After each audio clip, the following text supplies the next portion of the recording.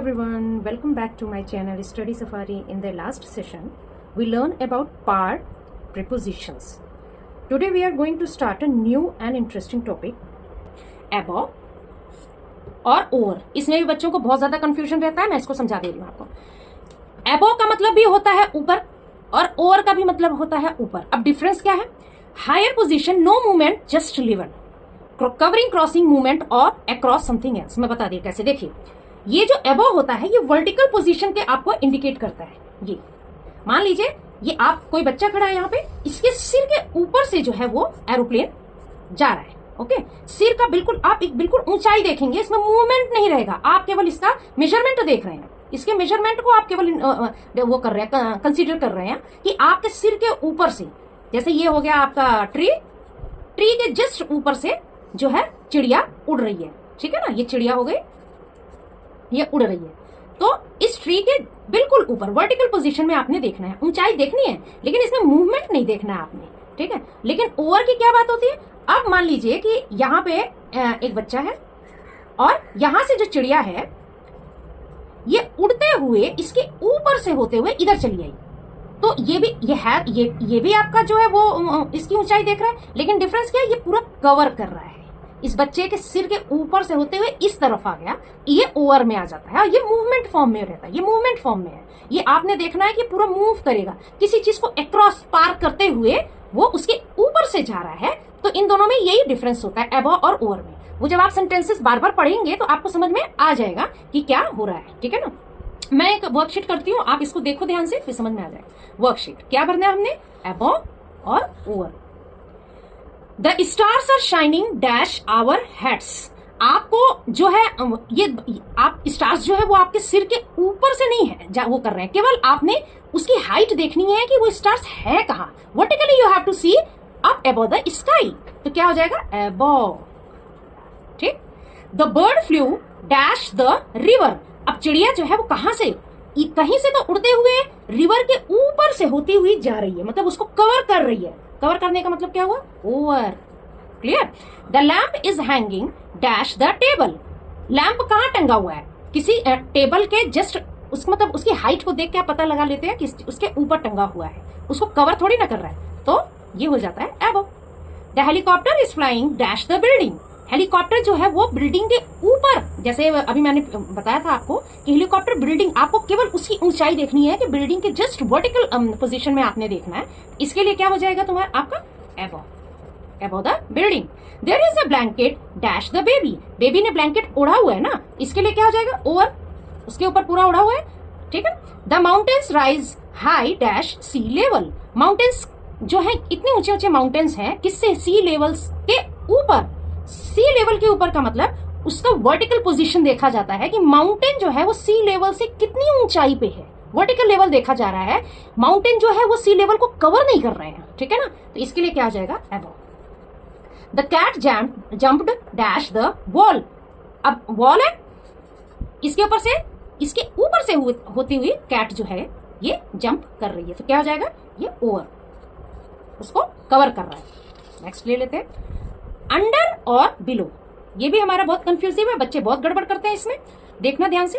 Under mostly physical direct position. Under का मतलब जैसे कुर्सी है, बिल्कुल कुर्सी के नीचे आप बैठ जाते हो, है ना, डायरेक्ट पोजीशन में बैठ जाते हो, उसके साइड में नहीं बैठते. जैसे ये है, इसके आप यहाँ पे बैठे हो, यहाँ पे इसके जस्ट नीचे बैठे हो, यहाँ पे नीचे, इसके यहाँ पे नहीं बैठे हो, इसके यहाँ पर भी नहीं बैठे हो, उसके जस्ट नीचे बैठे हो. ठीक है ना. ये डायरेक्ट पोजीशन को आपको बताता है, फिजिकल डायरेक्ट पोजीशन बताएगा. The bag is under the chair. Chair के नीचे है, मतलब ये हो गया आपका चेयर, इसके नीचे है बैग पड़ा हुआ है. ठीक है ना. ये बिलो. बिलो का भी मतलब नीचे होता है, लेकिन होता क्या, इसमें आप ना दो चीजों को या तीन चीजों को कंपैरिजन फॉर्म में देखते हो. एक ऊंचा रहेगा, एक उससे छोटा रहेगा, या एक छोटा रहेगा, या जो छोटा वाला रहेगा वो हमेशा जो है बड़े वाले के बगल में या उसके नीचे. कंपैरिजन फॉर्म में आपको देखना पड़ेगा. टेल्स, कंपैरिजन और लेवल देखना पड़ेगा. विदाउट डायरेक्ट कांटेक्ट नहीं रहेगा, वो उसके नीचे जाके नहीं, उसका फिजिकल जो पोजीशन है वो डायरेक्ट नहीं रहेगा, वो थोड़ा सा उसके आसपास रहेगा. The valley is below the mountain. Valley जो है वो, है ना, ये आपका माउंटेन है और वैली क्या होती है? इसके नीचे. देखिए नीचे है ये. ठीक. तो ये आपका बिलो आ जाएगा, ये अंडर नहीं आएगा। अंडर का तो मतलब इसके नीचे आ जाएगा, है ना। ये तो वैली इसके नीचे थोड़ी ना होती है, वैली तो इसके साइड में, मतलब इससे लग के नीचे की तरफ। इन कंपेयर, इसका कंपेयर हो रहा है, माउंटेन से इसका कंपेयर हो रहा है, तो ये यहाँ पे क्या आ जाएगा, बिलो आ जाएगा। चलिए हम लोग वर्कशीट भरते हैं। किससे? We have to fill under और below. The children are playing dash the tree. अब बच्चे कहाँ खेल रहे हैं, उनका डायरेक्ट है क्या, मतलब पेड़ के बिल्कुल नीचे तो जाके जड़ों के नीचे तो खेलेंगे नहीं, तो उसके नीचे खेल रहे हैं, मतलब उसकी छांव जहां उसका, तो क्या आ जाएगा, under. The water level is dash normal.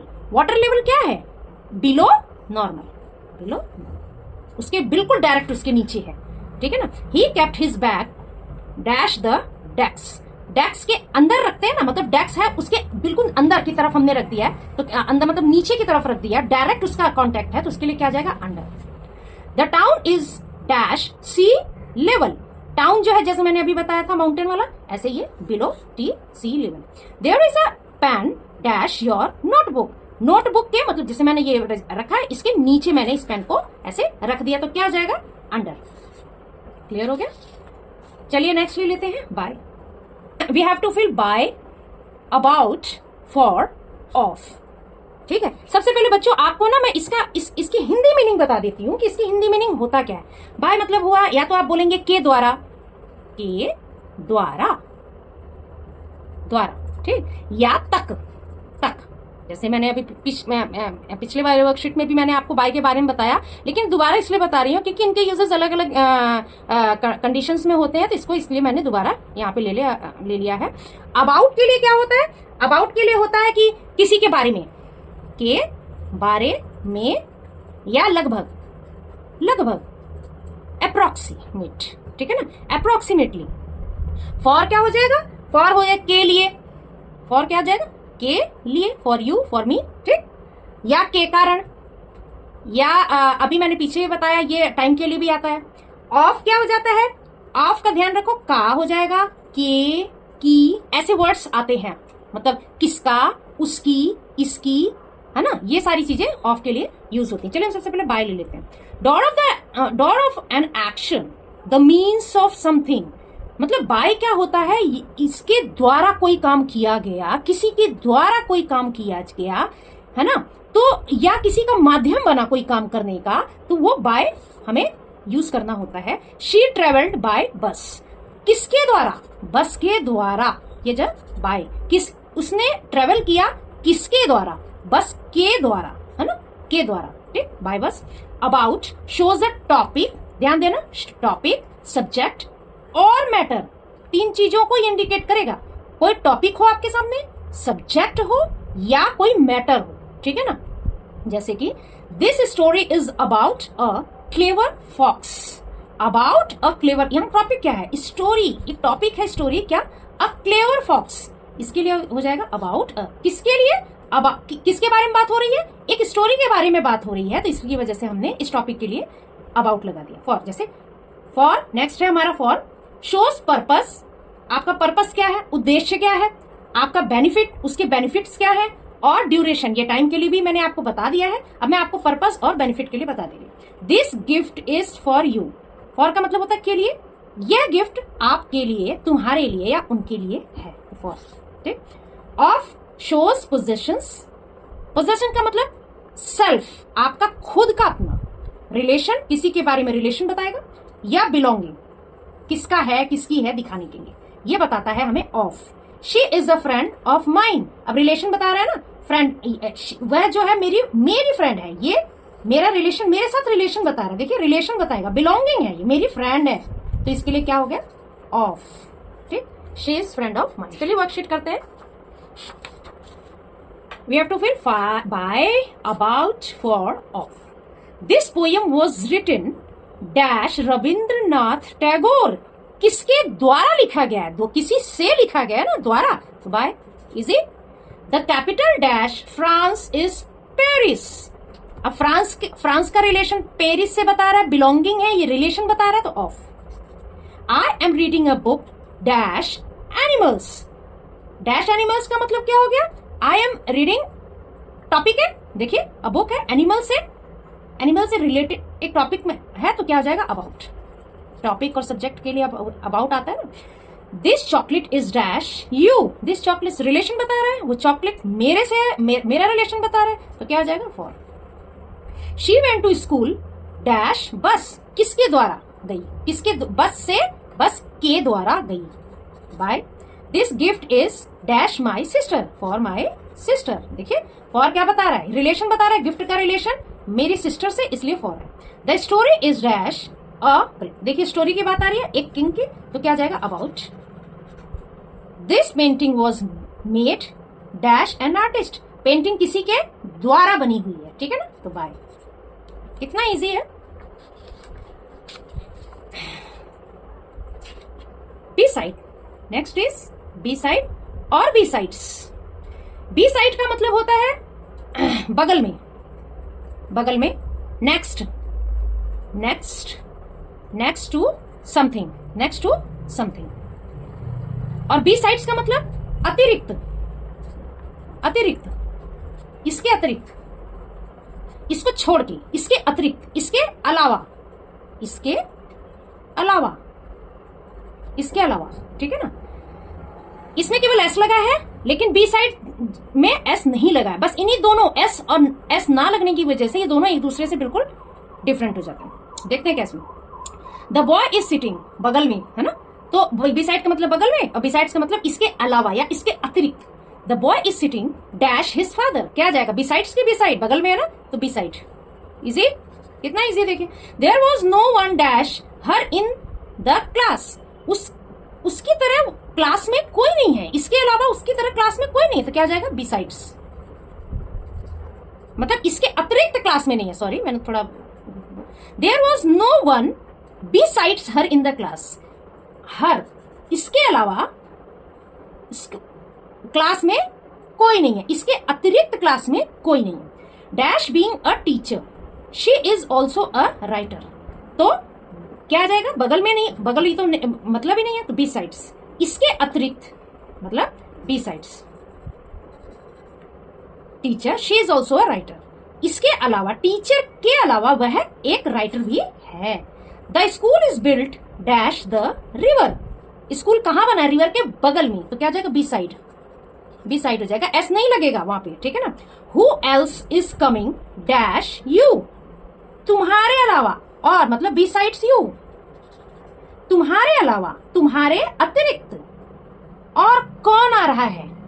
The park is just dash my house, park कहां है, मेरे घर के बगल में, तो बी साइड।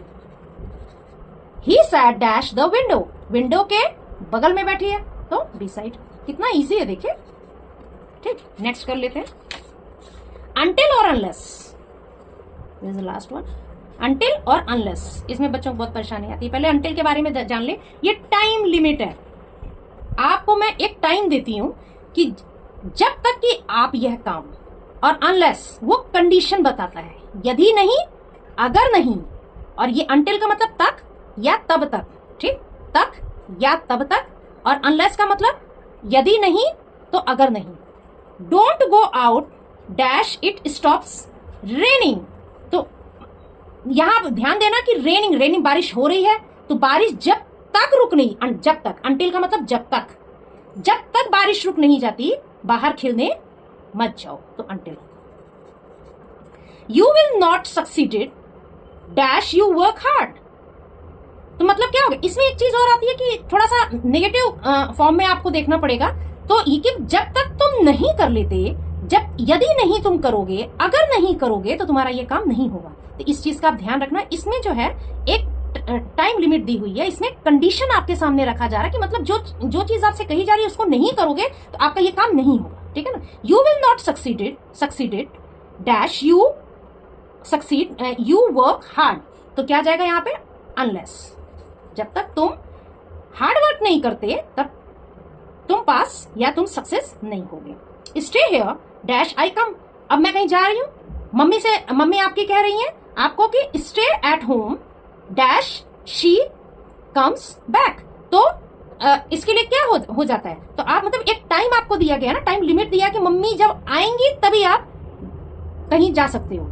इसके लिए क्या हो जाएगा until. She want listen dash you speak politely unless, जब तक तुम पोलाइटली नहीं बोलते वह आपको नहीं सुनेगी, है ना।